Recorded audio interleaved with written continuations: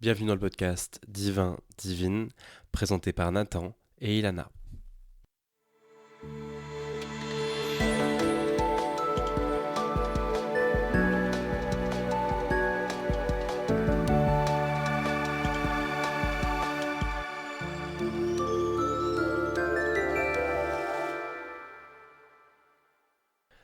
Épisode encore un peu particulier cette fois-ci, puisque avec le début de nos stages et l'emménagement dans nos villes respectives, Ilana et moi n'avons pas pu nous organiser pour pouvoir enregistrer ensemble. C'est pour ça qu'à l'instar du premier épisode, il y aura deux grosses parties ici.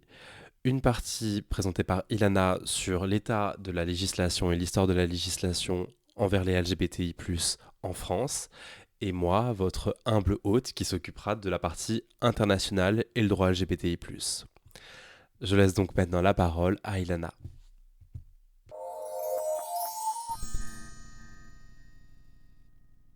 Aujourd'hui, on va parler de l'histoire complexe de la dépénalisation en France de l'homosexualité. La condamnation pour homosexualité avait été supprimée par les révolutionnaires avec la Constitution de 1791. Pour autant, si l'homosexualité n'était pas explicitement répréhensible, on qualifiait tout de même cela de désordre sexuel et contraire aux bonnes mœurs. Les juges condamnaient alors sur différentes bases légales. L'article 331 qui condamnait les attentats à la pudeur, l'article 334, excitation de mineurs à la débauche, et l'article 330, l'outrage public à la pudeur, tous des articles évidemment du code pénal. C'est en 1942, sous Pétain, que ce qu'on appelle le délit d'homosexualité sera réintroduit dans le code pénal à l'alinéa 2 de l'article 330, article qui posait l'outrage public à la pudeur.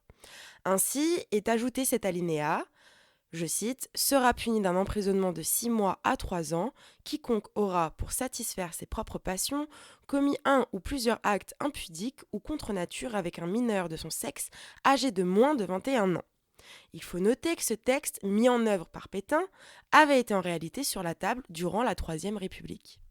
Plusieurs événements relevant à la fois de faits divers, de problèmes de prostitution dans la marine, avaient mené au rapport Médan qui préconisait de réformer le code pénal pour modifier l'article 334 afin d'assimiler les atteintes homosexuelles à des excitations habituelles de mineurs à la débauche. En mars 1939, le gouvernement fit voter une loi lui accordant des pouvoirs spéciaux pour assurer la défense du pays, ce qui l'autorisait à édicter des lois sans passer par la case vote au Parlement. On appelait ça des décrets-lois. Aujourd'hui, ce sont l'équivalent des ordonnances. Le président de l'époque demanda qu'on lui présente le décret-loi sur le délit d'homosexualité esquissé dans le rapport Médan pour qu'il le signe. Le problème, c'est qu'il a fait ça la veille de l'extinction de cette loi accordant des pouvoirs extraordinaires au gouvernement, lui permettant de légiférer sans le Parlement. Le texte ne fut donc pas signé à ce moment-là, mais c'est à peu de choses près. À la fin de la Seconde Guerre mondiale, le ministre de la Justice de Charles de Gaulle, François de Menthon, un catholique et résistant, ne va absolument pas aller à l'encontre de la loi de Pétain, puisqu'il affirme au contraire qu'elle ne donne lieu à aucune critique. La thèse de Mathias Quéré est particulièrement éclairante à ce sujet, puisqu'il explique que la résistance française était associée à des valeurs de virilité, complètement incompatibles avec les pratiques homosexuelles qui seraient synonymes de soumission et de prostration à l'image de la France occupée. Le député Paul Mirguet va même plus loin en 1960 avec son amendement patronyme. Il fait qualifier l'homosexualité de fléau social, de la même manière que l'alcoolisme ou la tuberculose. Cette qualification de fléau social permet de légiférer par décret pour la combattre et de doubler les peines minimales encourues pour outrage public à la pudeur. Les recherches de Mathias Quéré montrent également qu'un groupe de contrôle des homosexuels au sein de la brigade des mœurs de la préfecture de Paris a eu un certain pouvoir, puisque dès 1949, ce groupe a obtenu l'interdiction pour les hommes de danser entre eux. Le délire était poussé très très loin. Depuis une ordonnance de Pétain de 1942, la majorité sexuelle est différente en fonction des orientations. Elle est de 13 puis de 15 ans pour les hétérosexuels, alors qu'elle reste fixée à 21 ans pour les homosexuels. Cela demeurera ainsi jusqu'en 1982, et ce, alors même que jusqu'en 1974, la majorité légale est pareille pour tout le monde, elle est fixée à 21 ans. Mathias Quéré a également analysé les chiffres des condamnations, notamment à partir de critères sociaux comme le genre. Le genre des personnes condamnées n'a été recensé qu'à partir de 1953. Il note ainsi que pour la période allant de 1953 à 1978, un peu plus de 7500 hommes sont condamnés contre une centaine de femmes, ce qui représente un peu plus de 1% du total. Plusieurs explications à cette infime portion de femmes. D'abord, elles ont toujours été classiquement sous-représentées dans les statistiques pénales. Il y a aussi l'idée que le contrôle social du corps de la femme est fort. Le déplacement des femmes dans l'espace public le soir est très contrôlé. Qui plus est, Quéré note que les lesbiennes ont un accès limité, voire inexistant, à des espaces de rencontres homo-érotiques, en d'autres mots, à des espaces qui rentrent dans la législation. Les femmes se retrouvaient dans des lieux plus privés. Comme on l'avait déjà évoqué dans le premier épisode sur l'invisibilisation des lesbiennes et plus largement des femmes dans la culture, en fait, on ne considérait pas vraiment les pratiques lesbiennes comme des pratiques sérieuses, une forme d'égarement entre des femmes qui ne menaçaient pas l'ordre social. Il y a toujours une forme d'infantilisation dans le traitement des lesbiennes. Les chercheurs Gauthier et Jacques Denoffen expliquent également que la répression des pratiques déviantes attribuées aux hommes et aux femmes est genrée.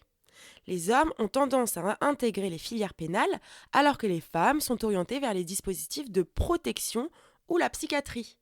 Les concepts psychiatriques et d'hystérie spécifiquement sont dédiés aux femmes. Enfin, une dernière hypothèse est amenée par les deux chercheurs, c'est que l'étiquetage des comportements sexuels déviants par l'institution judiciaire résulte lui aussi d'un caractère genré. Ce qui est répréhensible, ce sont les, je cite, rapports hétérosexuels hors mariage, car tout en contrevenant à la morale dominante, ils impliquent un risque de grossesse et peuvent parfois être assimilés à de la prostitution. Les chercheurs et chercheuses Véronique Blanchard et Régis Revenin ont ainsi montré que si les institutions dans les années 50 considèrent l'homosexualité féminine comme anormale, celle-ci n'est cependant pas dangereuse, car elle n'est pas synonyme de grossesse ni de prostitution. Un sondage sur l'acceptation de l'homosexualité en France proposé par l'Express en 1975 montre que les femmes lesbiennes sont mieux acceptées. Une des femmes interrogées note quelque chose de très intéressant. Les hommes ont envers les lesbiennes une attitude de voyeur. Dans les films pornographiques, les lesbiennes font recette. Le fameux featuring patriarcat et capitaliste permet cette invisibilisation des femmes dans la répression pénale de leur homosexualité. Mais alors, comment on en est venu à dépénaliser l'homosexualité, sachant que le climat n'y était pas forcément favorable et qu'en fait c'était plutôt un non-sujet. Les hétéros s'en foutaient et les politiques avaient tendance à croire que la majorité des gens étaient hétérosexuels et que l'homosexualité ne représentait qu'une petite minorité qui ne valait pas la peine qu'on s'y intéresse. Entre la Libération et 1982, c'est environ 10 000 hommes qui seront condamnés pour délit d'homosexualité. Si le nombre est significatif, cela reste peu comparé aux condamnations en République fédérale d'Allemagne, puisque entre 49 et 69, 50 000 ont été condamnés pour ce même fait. En Grande-Bretagne, c'est 65 000 hommes qui vont être jugés coupables d'attentat à la pudeur. Entendez par là, coupables d'être gays. À titre de funeste anecdote, Alan Turing, le mathématicien qui a décodé la machine Enigma, qui a permis aux Alliés de déjouer les messages nazis pendant la Seconde Guerre, cet Alan Turing, donc, a été condamné en 1952 pour ce chef d'accusation. La conséquence de ce jugement, on a ordonné sa castration chimique. 2 ans plus tard, le célèbre héros de guerre se suicide. Si ici je mentionne une personnalité célèbre, il faut se rendre compte que la répression était tellement abominable que bon nombre d'hommes homosexuels, inconnus, ouvriers, provinciaux, en France et ailleurs, ont préféré en finir avec la vie plutôt que de devenir un paria du corps social et un criminel aux yeux de l'État. L'historienne Florence Tamagne, professeure à Sciences Po, indiquait à Libération dans un article du 18 juillet 2018 que la répression de l'homosexualité en France demeure largement ignorée du grand public. C'est ce constat qui a animé la grande reporter Ariane Chemin pour raconter ces histoires. L'enjeu de mémoire est primordial. Les souvenirs ne doivent pas mourir pour que les situations ne se répètent pas et que nous gardions à l'esprit que nos droits sont une lutte perpétuelle. Ainsi, à l'occasion d'une série d'articles pour Le Monde, Ariane Chemin revient sur ces histoires, peu racontées, des hommes qui ont été les premières victimes de ce système discriminatoire permis par la loi et mis en place par une police particulièrement active en la matière. Au fil des nombreux témoignages récoltés par la journaliste, un élément frappe. L'enjeu des classes sociales imprègne cette problématique. Comme je l'ai dit plus tôt, le discours ambiant est héritier de la résistance. Ce sont les valeurs de virilité qui dominent, en opposition à la soumission de la France occupée. Or, ce dernier adjectif est attribué aux relations homosexuelles. Ainsi, en France, dans les années 70, l'homosexualité était soit perçue comme étant fasciste, soit comme étant une dégénérescence petite bourgeoise. Les partis de gauche, et tout particulièrement le Parti communiste français, sont particulièrement hostiles à l'homosexualité. D'ailleurs, cette homosexualité n'existerait pas dans les classes ouvrières. Le Parti socialiste a revu sa position pour des raisons électoralistes, puisque guess what? Les gays, ils votent. Dans les années 60 et 70, les seules personnes qui peuvent afficher librement leur homosexualité, ce sont les célébrités.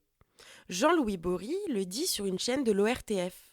Il sait que c'est parce qu'il est bourgeois et qu'il a une certaine notoriété en tant qu'auteur qu'il peut vivre pleinement sa sexualité. Ariane Chemin parle de drame souterrain, une homosexualité révélée menée à l'exclusion du corps social et à des suicides, comme je l'énonçais plus tôt. Pour autant, fin des années 70, tout va changer, car le militantisme homosexuel prit une dimension jamais égalée auparavant.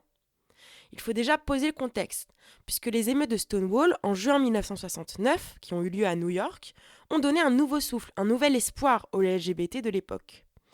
Petit rappel, ces émeutes sont déclenchées car des policiers ont fait une descente dans un bar gay, le Stonewall Inn, pour inculper les personnes qui s'y trouvaient. Sauf que cette fois-ci, la communauté s'est rebellée contre ces violences policières. Ils n'étaient pas des sous-citoyens, ils ne méritaient pas d'être ainsi violentés par les forces armées. Stonewall est considéré comme le point de départ de la lutte pour les droits des personnes homosexuelles, et c'est d'ailleurs en hommage à cet événement que l'année d'après, en 1970, la première Gay Pride eut lieu à New York. Alors à l'époque, on parlait de Gay Pride parce que le mouvement restait centré sur la question homosexuelle, et particulièrement homosexuelle masculine. Si tous les mois de juin sont considérés comme le mois des fiertés, c'est en mémoire à cet événement précis. Pour autant, on parle beaucoup moins en France de l'affaire du Manhattan, une sorte de Stonewall français. Le Manhattan, c'est un bar gay parisien qui s'inspire du modèle de bar présent outre-Atlantique. Au rez-de-chaussée, c'est un bar assez classique où l'on peut consommer des boissons. À la cave du bar, ce sont les fameuses backrooms. L'ambiance y est beaucoup plus débridée et sexuelle. L'entrée du bar est strictement gardée. On inspecte les personnes voulant y accéder au travers d'un judas. On juge à leur physique si ils sont bien les clients privilégiés de l'endroit. Le Manhattan est un bar gay et c'est de notoriété connue. Ariane Chemin a recueilli le témoignage de Michel Chomara, un témoin, une victime de cette affaire Manhattan. Ce dernier deviendra par la suite un militant très important puisqu'il fondera le premier fonds LGBT de France dans une bibliothèque municipale à Lyon. L'affaire éclate le soir du 25 mai 1977. Michel, il est dans la backroom, tout le monde fait ses affaires de manière consentie. D'un coup, des policiers en couverture présents dans les caves se révèlent. Ils avaient infiltré les lieux. Ils ont embarqué une quinzaine de personnes. Michel raconte que ce qu'il a marqué, c'est le dispositif policier impressionnant qui a été déployé, notamment avec la mobilisation de nombreux camions. Tout était disproportionné. On parlait de personnes majeures et consentantes qui s'adonnaient à des activités dans un endroit caché, dans les caves d'un bar. Pour la première fois, les personnes arrêtées vont assumer frontalement devant les autorités qu'elles sont homosexuelles. Petit rappel, à cette époque, c'est un délit. Les personnes vont décliner leur identité. Tous les corps sociaux sont présents. Ils seront tous inculpés d'outrage public à la pudeur. Sous l'impulsion du mouvement lancé par Stonewall aux États-Unis, des associations françaises vont s'intéresser à l'affaire. C'est le début de la conscience en France d'une lutte homosexuelle, selon les mots d'Ariane Chemin. L'avocate Claudette Hélény va être sollicitée par les victimes. Elle adopte une stratégie juridique bien définie. Les prévenus vont se poser en procureur. Cela sera le procès des policiers qui se sont déguisés à la YMCA pour passer le passage filtrant du bar. Ils sont venus chercher l'outrage à la pudeur. L'avocate précise d'ailleurs que si leur troisième tentative, celle du 27 juin, fut fructueuse, cela faisait déjà 2 fois qu'ils tentaient d'entrer dans le bar sans résultat. Au-delà du juridique, l'avocate va adopter une stratégie médiatique. Il faut faire parler de l'affaire dans les médias, que des personnalités publiques réagissent, et il faut créer une émotion dans la société civile. À noter que cette stratégie avait déjà fait ses preuves lors du procès Bobigny de 1972, le fameux procès remporté magistralement par Gisèle Halimi, s'agissant de la relaxe d'une jeune fille ayant eu recours à un avortement alors interdit à l'époque. Cette affaire emblématique de la lutte pour les droits des femmes a permis, au-delà de l'évolution significative de la jurisprudence, une évolution in fine de la loi en 1975, rendant l'avortement légal sous conditions. C'est intéressant dans ces deux situations de voir que par-delà le juridique, en mêlant la population, en mettant en lumière des faits injustes, on peut conduire à faire évoluer les institutions. C'est des stratégies qui se sont avérées capitales pour développer les droits humains en France, parce qu'il ne faut pas oublier que la loi, elle est le fruit du politique. La loi, en fonction de qui l'adopte, elle n'est pas forcément juste ou morale. Et surtout, la loi, elle dépend d'énormément de facteurs, de la composition de l'Assemblée qui la vote, ou pas d'ailleurs, comme sous Pétain. Ça dépend aussi du climat géopolitique et national au moment où elle est adoptée, de considérations électoralistes, etc. C'est important de ne pas l'oublier. En remettant en question les textes de loi, notamment par une prise de conscience de la population, cela permet de faire évoluer la loi dans le sens d'une meilleure protection des droits fondamentaux. S'agissant de l'affaire Manhattan, plusieurs personnalités vont contribuer à la médiatiser, notamment Marguerite Duras, Gilles Deleuze ou encore Michel Foucault. Ils et elles vont signer une tribune dans Libération sur l'acharnement de la justice dans cette affaire. Certains prévenus furent relaxés, tandis que d'autres qui avaient reconnu des faits sexuels ont écopé d'une amende de 500 francs, ce qui est relativement faible pour une condamnation pour de tels faits à ce moment-là. Les prévenus condamnés vont faire appel et sont allés jusqu'à se pourvoir en cassation. La Cour de cassation refusa l'argument selon lequel il n'y avait pas outrage public à la pudeur, puisque les faits s'étaient déroulés dans l'enceinte privée d'un bar. La plus haute juridiction de l'ordre judiciaire a donc refusé de casser les décisions des cours inférieures et, par extension, de valider les peines de 500 francs. La suite logique, après l'évolution jurisprudentielle, c'est l'évolution textuelle, l'évolution législative. En 1981, nous sommes à l'entre-deux-tours des élections présidentielles qui opposent le président d'alors Valéry Giscard d'Estaing à François Mitterrand qui se présente pour la 3e fois. Gisèle Halimi, grande figure féministe de l'époque et encore d'aujourd'hui, va organiser un débat entre les deux candidats avec son association Choisir, le but étant d'aborder les grandes questions de société. Giscard d'Estaing décline, Mitterrand accepte. Gisèle Halimi demanda alors à Mitterrand « Si vous êtes élu, le délit d'homosexualité sera-t-il aboli ?» Mitterrand répond « Absolument ». Mitterrand sera élu et Robert Badinter, son ministre de la Justice, aura pour mission d'accomplir cette promesse.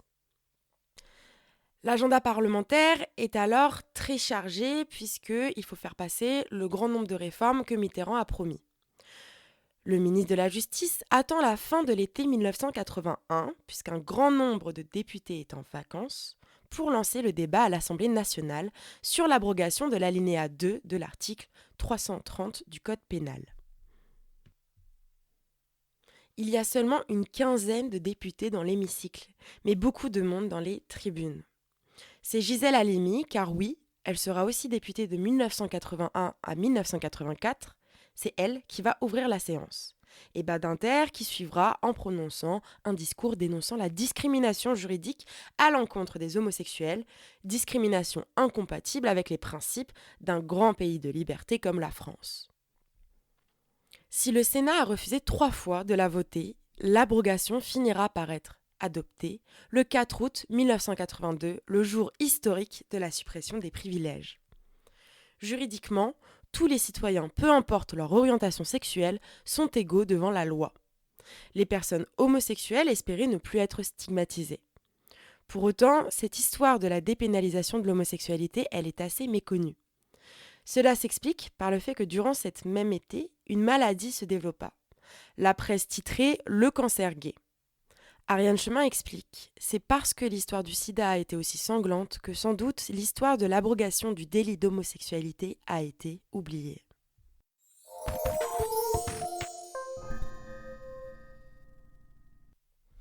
Les combats LGBTI pour de nouveaux droits se centrent aujourd'hui notamment sur la question du genre, notamment la situation des personnes intersexes.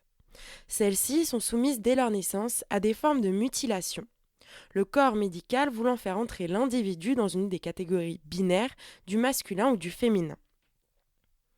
Ces mutilations, alors même que l'enfant est en bonne santé, ont un effet délétère sur sa santé physique, mais aussi mentale.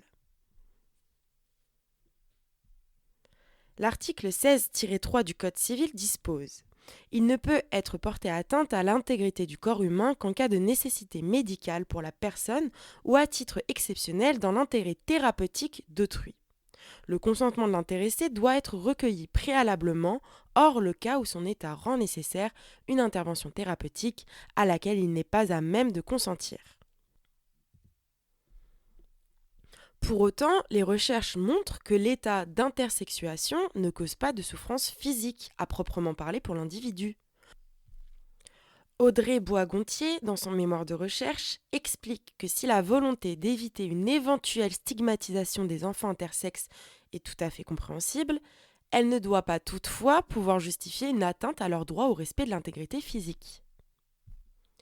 À la naissance, l'établissement de l'état civil commande la déclaration d'un sexe féminin ou masculin lors de la naissance. Audrey Bois-Gontier parle d'un paternalisme juridique puisque les parents et les médecins choisissent et se substituent à la personne intersexuée dans le choix de son sexe. Le droit peut intervenir. Certaines personnes plaident pour la suppression du sexe sur l'état civil. Le professeur Rémi Lipchabé déclare qu'il serait temps de réconcilier enfin l'humanité au sein d'un genre unique.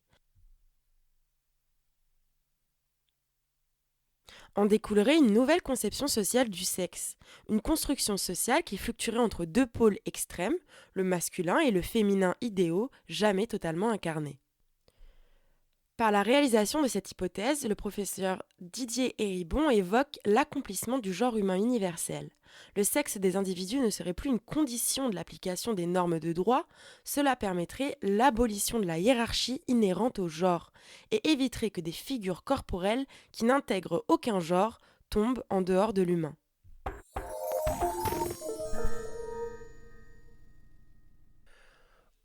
Au moment où vous m'entendez, j'ai 39 de fièvre et je sors de mon lit pour vous faire profiter de ma douce voix pour parler de l'état des législations et de la pénalisation de l'homosexualité partout dans le monde.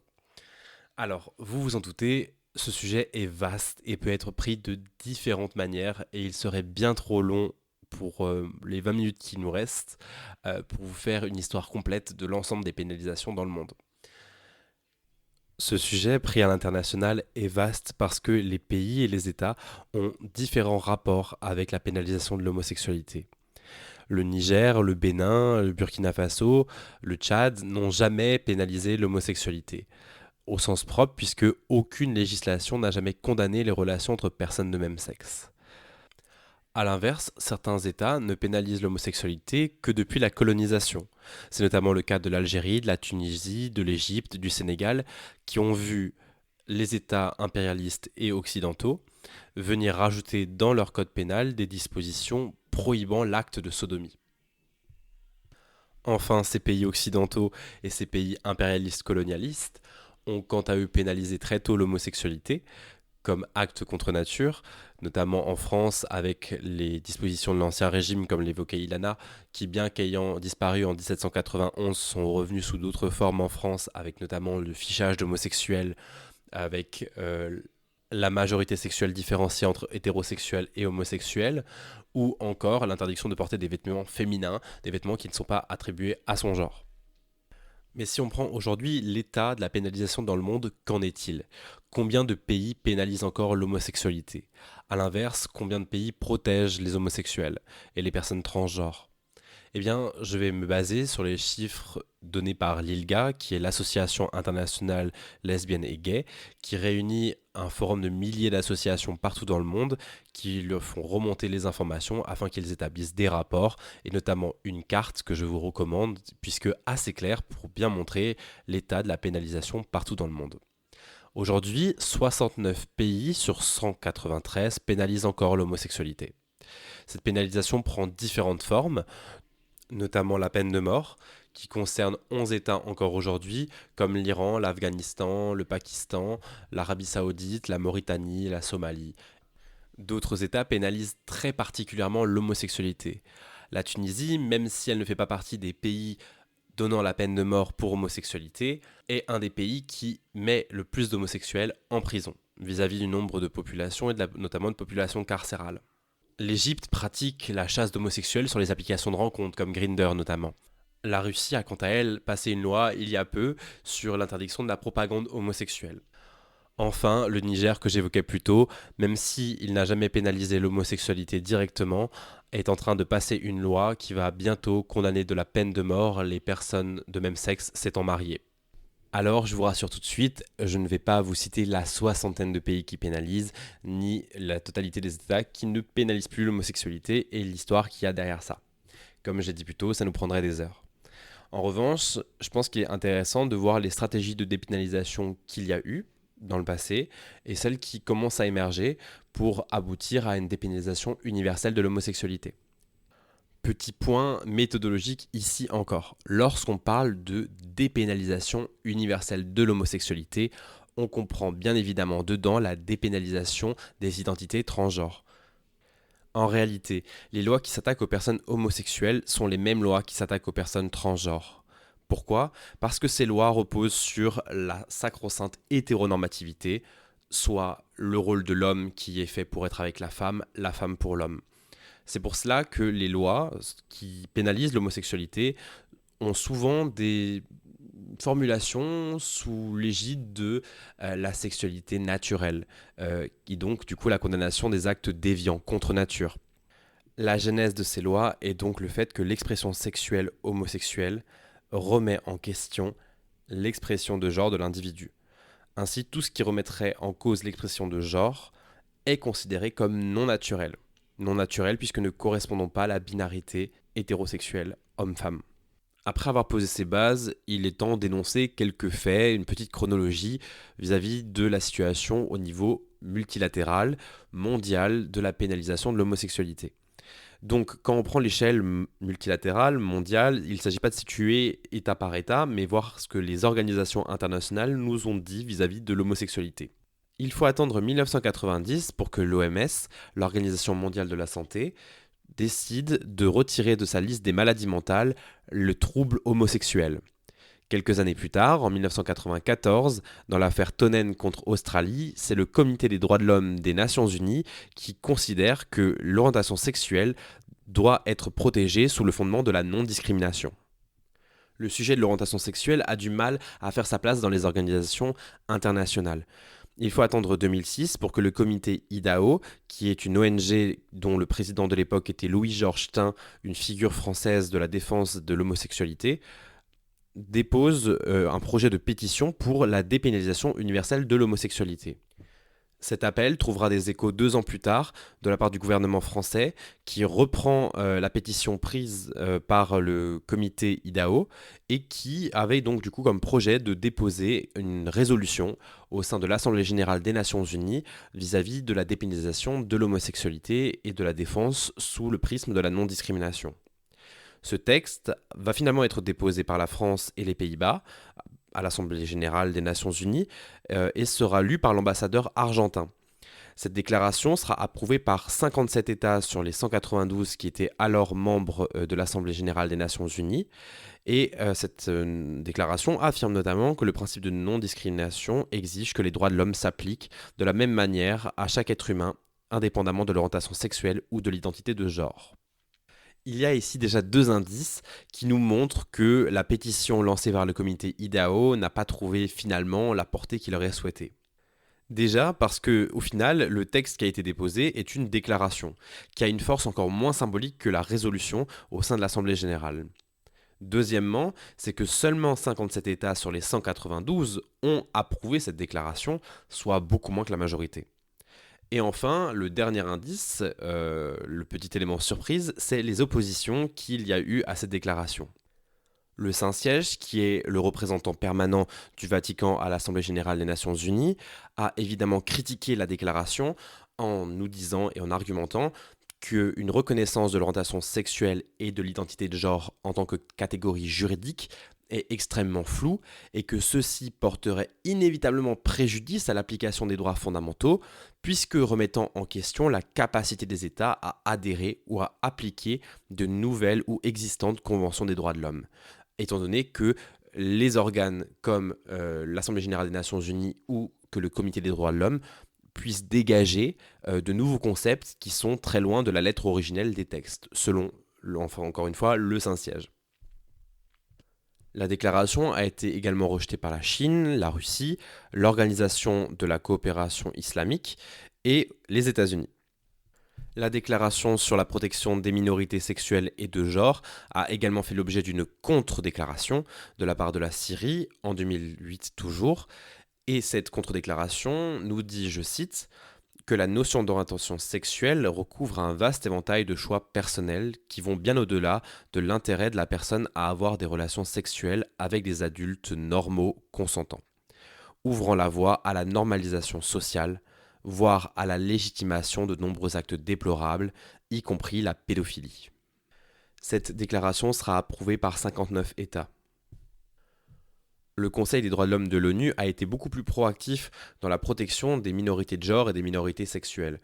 Le 17 juin 2011, ce Conseil adopte une résolution proposée par l'Afrique du Sud. Cette résolution est adoptée par 23 États contre 19 et cette dernière vise à promouvoir l'égalité des individus sans distinction de leur orientation sexuelle. Le 29 septembre 2017, ce même Conseil adopte une résolution pour condamner le recours à la peine de mort pour punir les relations sexuelles entre personnes consentantes de même sexe. Cette dernière sera adoptée par 27 États contre 13. Parmi ses opposants, on retrouve encore une fois les États-Unis, l'Arabie saoudite, l'Irak. Ce qu'il faut bien comprendre avec les institutions que je viens de vous citer, c'est qu'elles ont avant tout un rôle diplomatique. Elles n'ont pas de force contraignante. Même si une résolution aurait été adoptée sur la dépénalisation de l'homosexualité, sur le meilleur traitement des personnes transgenres, cette dernière aurait trouvé que peu d'écho applicable dans les États. Et on voit bien l'échec de cette tentative de dépénalisation universelle de l'homosexualité par le biais des institutions supranationales, c'est qu'encore aujourd'hui 69 pays pénalisent l'homosexualité. Mais la véritable question qui se pose est la suivante. Est-ce que c'est dans l'enceinte de l'Assemblée générale des Nations unies que se joue la question de la protection des minorités de genre et sexuelles ? L'autre question qui se pose, c'est de savoir si le terme d'homosexualité, de transidentité sont des termes universels ou qui sont avant tout attachés à un contexte occidental. L'autre point à avoir en tête, c'est quels sont les acteurs. Quels sont les acteurs qui mettent en avant la promotion de la défense de l'orientation sexuelle et de l'identité de genre ? C'est avant tout des États occidentaux, des États du Nord, vis-à-vis d'États du Sud qu'ils ont jadis colonisés pour la plupart.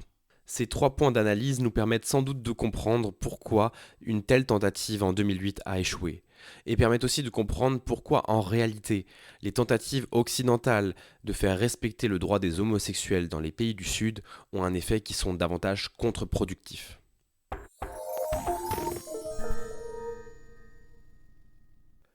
Quand je dis que l'homosexualité n'est pas universelle, c'est parce que l'homosexualité n'est pas en dehors de tout contexte ni de l'histoire. En effet, les identités homosexuelles sont créées en réaction à l'oppression qui avait cours en Europe.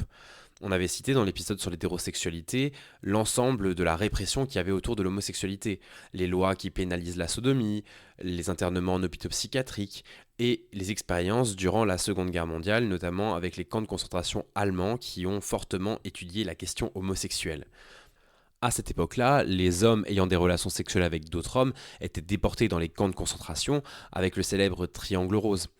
Mais même sous les lois de la République, dans les lois françaises, comme Ilana l'a évoqué, les homosexuels étaient fichés, les homosexuels étaient mis en prison, internés dans des hôpitaux psychiatriques, et encore des années après, des thérapies de conversion existaient, qui sont des actes de pure torture, et qui ont été interdites récemment. Les lois qui pénalisent les relations entre hommes de même sexe sont présentes en Europe depuis très longtemps, et ont participé à la fabrication de l'identité homosexuelle. Pour approfondir cette histoire et la fabrication des identités sexuelles, je vous renvoie à notre deuxième épisode qui traite de l'hétérosexualité. Tout ça pour vous dire que l'homosexualité est à la fois vide et plein de sens. Je vais reprendre les propos de Stéphane Duding, qui est un politologue, et qui nous dit qu'en réalité, l'homosexualité sert à désigner plusieurs choses et d'accomplir un travail politique et idéologique dans des contextes variés. C'est pour cela que l'homosexualité n'est pas monolithique. Ce n'est pas un seul et même bloc qui comprend les mêmes choses et les mêmes signifiants. L'homosexualité varie selon les contextes et il serait plus pertinent de parler des homosexualités. Et encore, ça c'est quand des identités homosexuelles sont disponibles d'un point de vue local, puisque certains États n'ont pas du tout la même histoire vis-à-vis de la sexualité et il n'existe pas, au sens que l'on l'entend, l'homosexualité en tant qu'attribut identitaire, culturel. Ce que je dis est sans doute un peu abstrait. Alors je vais prendre un exemple concret, je vais prendre la situation qui se déroule au Maroc et notamment à Marrakech.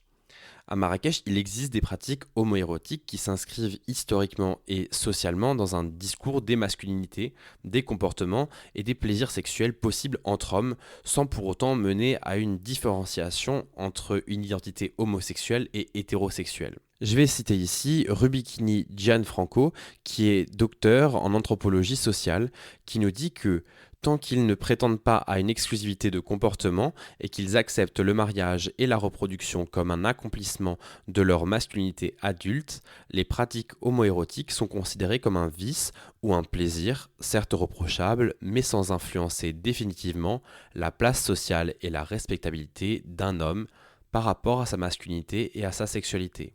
Les pratiques sexuelles homoérotiques peuvent même subsister après le mariage sans constituer pour autant un basculement de l'identité ou une mise en cause de la masculinité. Si je vous explique tout ça, c'est bien pour vous faire comprendre que la sexualité est un sujet hautement complexe, plus que ce qu'on veut bien l'imaginer, puisque les catégories sexuelles sont en réalité construites, façonnées, en réponse aux institutions, nationales ou transnationales, au flux mondialisé de personnes, de capitaux et d'informations. Pour autant, si vous avez bien suivi, il y a tout de même 69 pays qui pénalisent l'homosexualité.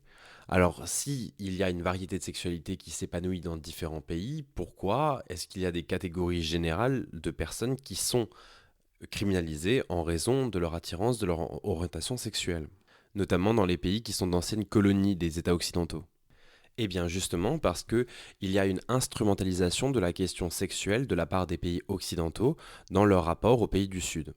Il ne faut jamais nier que la sexualité joue un rôle important dans la production de frontières, par un processus d'altérisation entre l'intérieur et l'extérieur d'un espace politique et culturel imaginé dans la relation entre les États et entre les peuples. En effet, la sexualité constitue un espace privilégié pour l'affirmation d'une culture nationale où le sexe est construit pour permettre la distinction entre un eux non civilisé et un nous civilisé. On observe alors la création de deux blocs séparés et homogènes, l'Occident, qui est là dans la modernité pour défendre et promouvoir des valeurs de diversité, de tolérance à l'égard des personnes LGBTI+, et d'un autre côté, tout le reste, le E, qui comprend les pays du Moyen-Orient, les pays africains, les pays du Sud plus globalement, qui sont considérés comme intolérants, barbares envers les femmes, envers les homosexuels, sans prendre en compte la biodiversité riche des sexualités et des identités qui peut vivre dans ces États. Les démocraties occidentales utilisent alors ces concepts de modernité dans la tolérance des minorités sexuelles et des identités de genre pour justifier un interventionnisme dans les États du Sud, dans les États ex-colonies. Ça se manifeste notamment par des leçons de morale symboliques comme aux Nations Unies ou par des menaces de retrait d'aide internationale par des bailleurs de fonds occidentaux, comme par exemple les États-Unis qui utilisent beaucoup ça dans leur politique extérieure, le Canada ou encore l'Europe, avec notamment l'Union européenne vis-à-vis d'accords internationaux, comme par exemple les accords de Lomé, qui sont des accords commerciaux qui sont passés avec les pays d'Afrique, du Caraïbe et du Pacifique, et qui actuellement est en débat et dont le Parlement européen fustige les pays africains d'accepter la mention de protection des minorités de genre et sexuelles avant de signer quel accord que ce soit. Alors vous allez me dire, Nathan, balle contre son camp, tu devrais plutôt être pour qu'on défende les LGBT, non?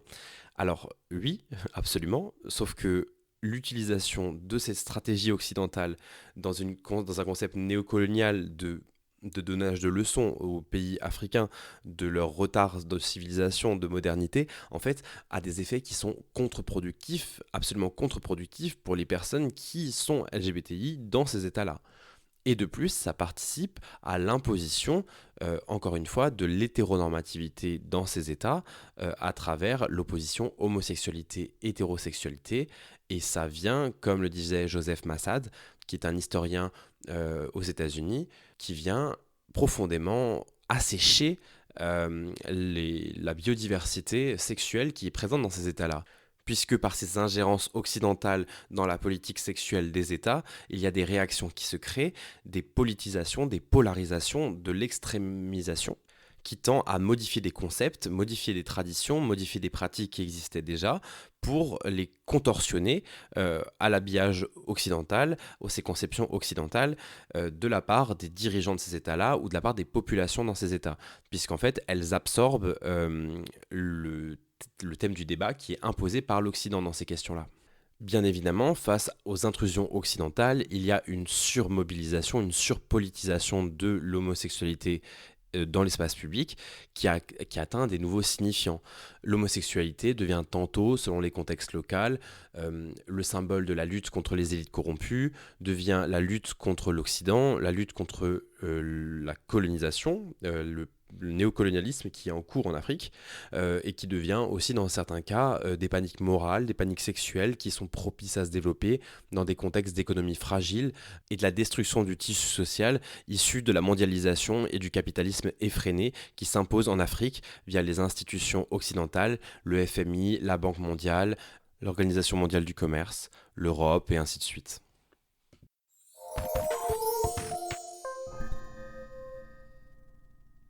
La gestion des sexualités en Afrique a toujours été une préoccupation majeure de l'Occident si on s'en rend bien compte.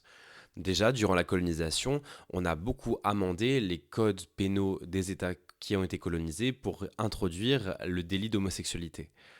En plus de ça, après la colonisation, il y a eu encore des politiques impérialistes, du coup qui s'imposent aux États du Sud de la part des États occidentaux, pour imposer une morale sexuelle. On peut prendre ici toute la politique qu'a eu le gouvernement Bush aux États-Unis durant l'épidémie de VIH. Le gouvernement Bush s'est placé d'un point de vue international comme le leader de la lutte contre le VIH et on a ainsi profité pour imposer sa morale sexuelle aux pays africains en échange de médicaments et d'aide pour la médication. Je vous avais dit que c'était pas un sujet facile et que c'était beaucoup plus compliqué que ce qu'il y paraissait. Alors aujourd'hui, comment lutter efficacement pour défendre ces personnes qui sont homosexuelles, qui se revendiquent de l'identité homosexuelle dans les États africains, dans les États du Moyen-Orient, dans les États du Sud plus globalement?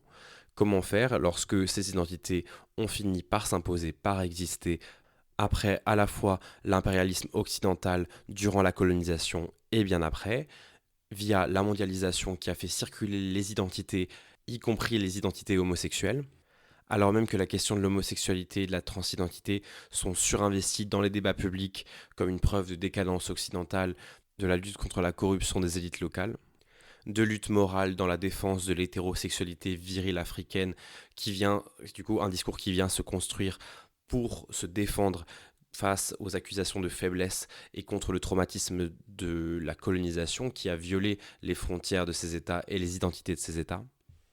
Eh bien, l'une des portes de sortie qui pourrait être pertinente, ce serait la dépénalisation de l'homosexualité et des identités transgenres par le biais des juridictions internes de ces États. Les luttes judiciaires nous ont montré qu'elles portent leurs fruits et qu'elles ont des versants vraiment efficaces. L'Inde, en 2018, a dépénalisé l'homosexualité de nouveau. Le Botswana a également dépénalisé l'homosexualité en 2019 et a confirmé son jugement en 2021. Et de nombreux États, à travers l'histoire, n'ont pas dépénalisé via des lois qui sont passées, mais via des décisions judiciaires.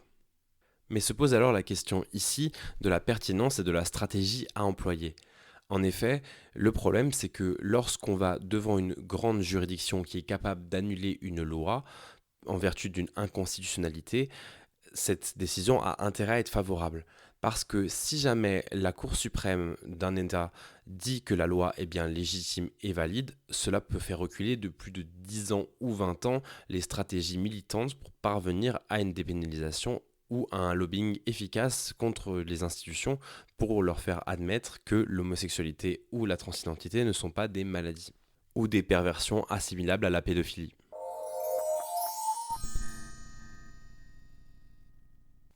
Je vais vous laisser sur ces mots, je vais aller me recoucher et j'espère vous retrouver en meilleure forme pour le prochain épisode. J'espère avoir été suffisamment clair, pas trop barbant et assez limpide avec ma fièvre, mais en tout cas, je vous souhaite de passer une excellente soirée, une excellente journée et on se retrouve très vite pour le prochain épisode sur le militantisme LGBT.